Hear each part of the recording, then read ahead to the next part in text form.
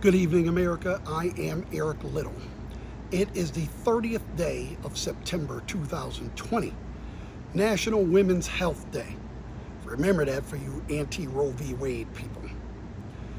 There are 34 days left until the end of the general election in the United States and 1 week exactly until the vice presidential debate. I'm near my home in Southern California this evening, and this is the plain truth.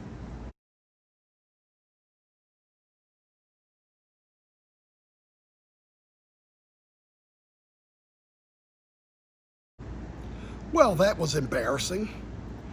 For those of you who watched yesterday's show, I told you it was a 90-minute waste of time, the likes of which we had never seen. Even had it been a good, normal debate, it wouldn't have changed anything. Only thing it changed, well, it didn't even change. It made worse our status around the world. Our president behaving like that. The rest of the world, it was embarrassing. Like, if it was just us, that might be one thing, but CNN broadcast all over the world. And the rest of the world had to be like, this is the guy you elected as your president? What was that? You know, there was a point in the debate, well, I don't want to call it a debate, whatever it was, where Joe Biden was making some kind of a point, and he was listing a bunch of things. So he said, well, number one, we need to do blah, blah, blah. And number two, and Donald Trump jumped in and said, you're a number two. I said, what are we, in kindergarten? Did the president of the United States just say, you're a number two?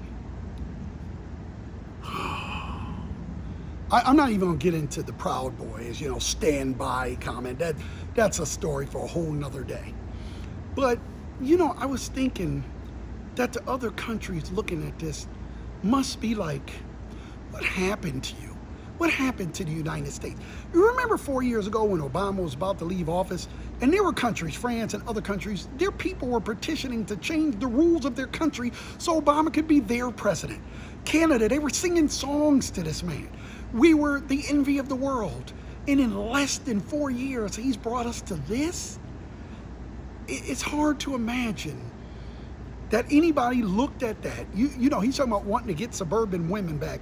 I can't imagine any suburban women in America looked at that and said, yes, I would like 4 more years of that. We live in a country of 328 million people. I could find a person willing to do anything. I could find somebody willing to jump off the Brooklyn Bridge with me. I challenge you to find one person in America that was gonna vote for Biden before that said, yes, I will now vote for Trump because I like that. He didn't change a single mind. Other countries, I know they were like, what we were like last night? We were like that ex-girlfriend, right? You were dating her and she was really pretty and she had it really together. And, it didn't work out for whatever reason, time and distance. It wasn't hard feelings, it just didn't work out. And then you saw her a couple years later and, she was all in bad shape, no makeup, hair disheveled, clothes ratty, she gained like 95 pounds. You're like, what happened to you? That's what other countries must be thinking of us right now. What happened to America in such a short period of time? Anti-science, anti-facts, what happened to you? And if it wasn't seen all over the world, it might be a different thing, but that was humiliating. As an American, I don't even know what to say to that. My wife came in while I was watching the debate, and she was like looking at me saying, why are you staring like that? The whole second half of the debate, I was looking at Donald Trump's pants. Now, while I was looking at his pants, I couldn't stop thinking about this man, this raving lunatic, has the nuclear codes in his pocket. What? If that doesn't scare the hell out of you, I don't know what will.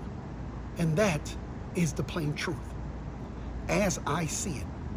And I am Eric Little. Good night.